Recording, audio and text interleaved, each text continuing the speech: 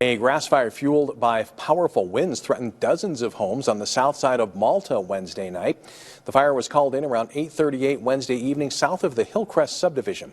Flames driven by gusts up to 50 miles an hour took less than 10 minutes to reach the edge of Malta.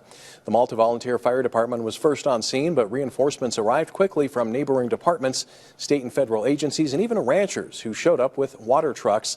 In total, about 50 rigs responded. The quick response allowed crews to save homes along the southern edge of Malta.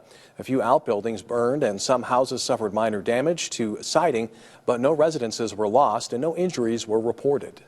It could have been a lot worse. If it had made it past that first set of houses, 50 to 70 homes that are right there, with all the trees and foliage and the wind, the way it was going, we'd been hard-pressed to stop it without calling in airdrops.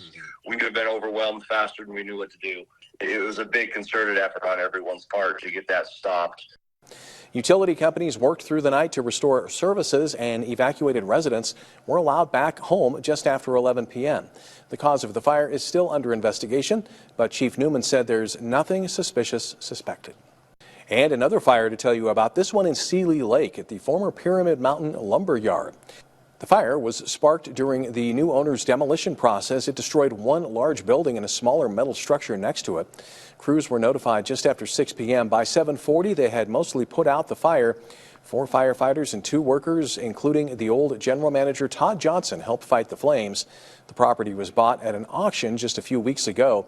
He said the burned building was going to be torn down anyway, and because the fire wasn't hot enough to burn through the steel, that would be transported to another location. Here's a look at fire season for the rest of the summer with the National Significant Wildland Fire Potential Outlook. The National Interagency Fire Center maps spots across the country that have a higher than average potential for big wildfires. It forecasts which areas could see an increase in wildfire activity in the next 4 months.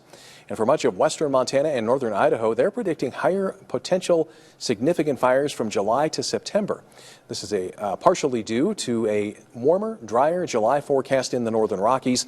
But thanks to mid-June storm, Glacier National Park and the Northern Front Range aren't forecasted to have above average fire potential until August.